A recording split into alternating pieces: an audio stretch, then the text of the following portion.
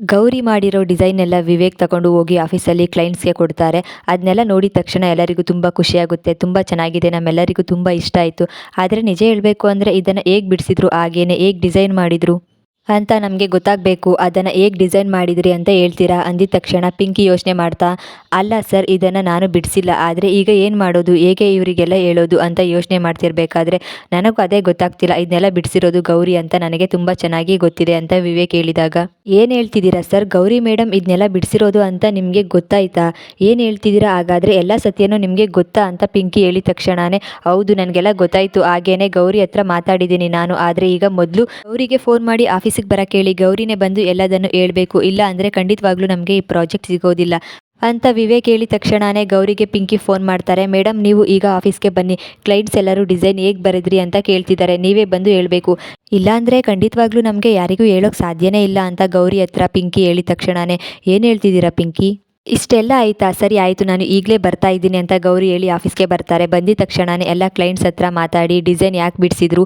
ಹಾಗೆ ಹೇಗೆ ಬಿಡಿಸಿದ್ರು ಎಲ್ಲವನ್ನು ಹೇಳ್ತಾರೆ. ಎಲ್ಲ ಹೊಸ ಹೊಸ ಡಿಸೈನ್ ಬಗ್ಗೆನೂ ಹೇಳ್ತಾರೆ. ನಮ್ಮ ಮುಂದೆನೇ ಒಂದು ಡಿಸೈನ್ ಮಾಡಿ, ಆಗ ನಮಗೂ ಕೂಡ ಇನ್ನೂ ನಂಬಿಕೆ ಬರುತ್ತೆ ಅಂತ ಹೇಳಿದ ತಕ್ಷಣವೇ ಸರಿ ಆಯಿತು ಅಂತ ಗೌರಿ ಒಪ್ಪಿಕೊಂಡು ಮತ್ತೆ ಇನ್ನೊಂದು ಡಿಸೈನ್ನ ಮಾಡ್ತಾರೆ. ಕ್ಲೈಂಟ್ಸ್ ಹೇಳಿದಾಗೇ ಎಷ್ಟು ಬೇಗ ಎಷ್ಟು ಚೆನ್ನಾಗಿ ಡಿಸೈನ್ ಬಿಡಿಸಿದ್ದೀರಾ, ಹೇಳಿದ ತಕ್ಷಣವೇ ನಾವು ಹೇಗೆ ಹೇಳಿದ್ವೋ ಅದೇ ಥರ ಚಿತ್ರ ಬಿಡಿಸ್ಕೊಟ್ಟಿದ್ದೀರಾ, ನಿಜವಾಗ್ಲೂ ತುಂಬ ಖುಷಿ ಆಗ್ತಿದೆ, ನೀವು ಡಿಸೈನ್ ಮಾಡಿ ಕೊಡ್ತಿರೋದು ನಿಜವಾಗ್ಲೂ ತುಂಬ ಚೆನ್ನಾಗಿದೆ, ಹಾಗೆ ಇದುವರೆಗೂ ಯಾರೂ ಈ ಥರ ಡಿಸೈನ್ ಮಾಡೇ ಇಲ್ಲ ಅಂತ ತುಂಬ ಖುಷಿಯಿಂದ ವಿವೇಕ್ ಅವರೇ, ನಿಜವಾಗ್ಲೂ ನಮಗಂತೂ ತುಂಬ ಖುಷಿ ಆಗ್ತಿದೆ, ಹಾಗೆ ಈ ಪ್ರಾಜೆಕ್ಟ್ ನಿಮಗೆ ಕೊಡ್ತಾ ಇದ್ದೀನಿ, ನಮಗೆ ಗೌರಿ ಅವ್ರ ಮೇಲೆ ತುಂಬ ನಂಬಿಕೆ ಇದೆ, ಅದರಲ್ಲೂ ಇಂಥ ಹೆಂಡ್ತಿನ ಪಡೆಯೋದಕ್ಕೆ ನೀವು ತುಂಬ ಪುಣ್ಯ ಮಾಡಿದ್ರಿ, ಮನೇಲೇ ಡಿಸೈನರ್ ಇದ್ದಾರಲ್ಲ ಇನ್ನೇನು ಇನ್ಯಾರ ಬಗ್ಗೆನೂ ಯೋಚನೆ ಮಾಡೋದು ಬೇಡ, ಬೇಕು ಅಂತ ಹೇಳಿದರೆ ಹೇಗೆ ಬೇಕಾದರೂ ಗೌರಿ ಅವರು ಡಿಸೈನ್ ಮಾಡಿಕೊಡ್ತಾರೆ.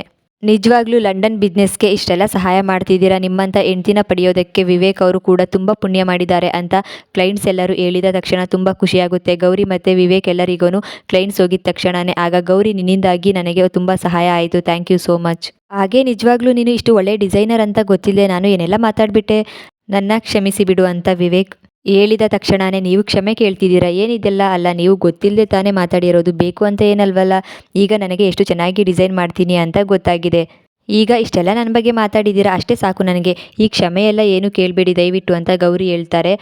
ನೀವು ಆ ಶಿರೀಷ ಬಗ್ಗೆ ಅಷ್ಟೆಲ್ಲ ಹೊಗಳ್ತಾ ಇದ್ರಿ, ಮಾತಾಡ್ತಿದ್ರಿ, ಅದನ್ನೆಲ್ಲ ಕೇಳಿದಾಗ ನನಗೆ ಎಷ್ಟು ಖುಷಿ ಆಗ್ತಿತ್ತು ಗೊತ್ತಾ, ಯಾಕಂದರೆ ಆ ಡಿಸೈನ್ ಮಾಡಿರೋದು ನಾನೇ ಅಂತ ಗೊತ್ತಿಲ್ಲದೆ ನೀವು ಅಷ್ಟೆಲ್ಲ ಪ್ರೀತಿಯಿಂದ ಮಾತಾಡ್ತಿದ್ರಿ, ಹೊಗಳ್ತಾ ಇದ್ರಿ, ಅದೆಲ್ಲ ನನಗೆ ಸೇರಬೇಕಲ್ವಾ ಅಂತ, ಶಿರೀಷ ನಾನೇನೇ ಅಲ್ವಾ ಅಂತ ಗೌರಿ ಹೇಳ್ತಾರೆ. ಆದರೂ ಗೌರಿ ಎಷ್ಟೆಲ್ಲ ಮಾತಾಡಿದ್ರು ಅದು ಯಾವುದ್ರ ಬಗ್ಗೆನೂ ಯೋಚನೆ ಮಾಡಿದೆ, ಕೋಪ ಮಾಡಿಕೊಳ್ಳದೆ ನಮ್ಮ ಆಫೀಸ್ಗೋಸ್ಕರ ಬಿಸ್ನೆಸ್ಗೋಸ್ಕರ ಅಂತ ನೀನು ಡಿಸೈನ್ ಮಾಡಿಕೊಟ್ಟಿದ್ದೀಯಾ, ನಮಗೆ ಒಳ್ಳೇದಾಗಬೇಕು ಅಂತ ಇಲ್ಲಿವರೆಗೂ ಬಂದು ಕ್ಲೈಂಟ್ಸ್ ಹತ್ರ ನೀನೇ ಮಾತಾಡಿದ್ದೀಯಾ, ತುಂಬ ಖುಷಿ ಆಗ್ತಿದೆ ಗೌರಿ ಅಂತ ವಿವೇಕ್ ಹೇಳ್ತಾರೆ.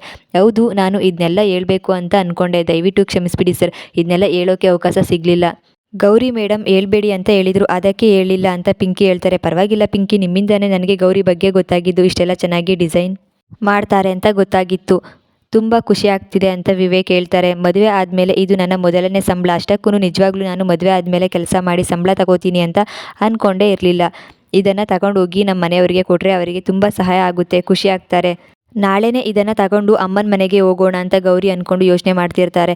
ಹಾಗೆ ಬೆಳಿಗ್ಗೆ ಎದ್ದಿದ ತಕ್ಷಣವೇ ವಿವೇಕ್ಗೆ ಕಾಫಿ ಬಟ್ಟೆಗಳು ಎಲ್ಲದನ್ನು ಎತ್ತಿಟ್ಟಿರ್ತಾರೆ.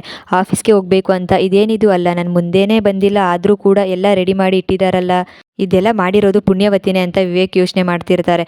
ಆದರೆ ಗೌರಿ ಎತ್ತಿಟ್ಟಿರೋ ಬಟ್ಟೆನ ಹಾಕೊಂಡು ಬರಲ್ಲ ವಿವೇಕ್, ಅದನ್ನು ನೋಡಿ ನಾನು ಐರನ್ ಮಾಡಿ ಎತ್ತಿಟ್ಟಿದ್ದೆ, ಆದರೂ ಬೇಕು ಅಂತ ಹಾಕೊಂಡು ಬಂದಿಲ್ಲ ಅಲ್ವಾ, ನಾನಿಟ್ಟಿರೋ ಬಟ್ಟೆನ ಹಾಕೊಂಡು ಬಂದಿದ್ದಿದ್ರೆ ಏನಾಗ್ತಿತ್ತು ಅಂತ ಗೌರಿ ಅಂದ್ಕೊಂಡು ನೋಡ್ತಾ ಇರಬೇಕಾದ್ರೆ, ನೀನು ಇಟ್ಟಿರೋ ಬಟ್ಟೆನ ಹಾಕೋಬೇಕಾ, ಯಾವುದೇ ಕಾರಣಕ್ಕೂ ಸಾಧ್ಯ ಇಲ್ಲ, ನನಗೆ ಯಾವ್ದು ಬೇಕೋ ಅದನ್ನೇ ಹಾಕೊಳ್ಳೋದು ಅಂತ ವಿವೇಕ್ ಮನಸ್ಸಲ್ಲೇ ಅಂದ್ಕೊಂಡು ಯೋಚನೆ ಮಾಡ್ತಿರ್ತಾರೆ. ನಾಳಿನ ಸಂಚಿಕೆ ಮುಕ್ತಾಯವಾಗಿದೆ. ಇಂತಹ ಇನ್ನಷ್ಟು ಸೀರಿಯಲ್ ಸಂಚಿಕೆಗಳಿಗಾಗಿ ಈ ಚಾನೆಲ್ನ ಸಬ್ಸ್ಕ್ರೈಬ್ ಮಾಡ್ಕೊಳ್ಳಿ, ಹಾಗೆ ಸಪೋರ್ಟ್ ಮಾಡ್ತಾಯಿರಿ.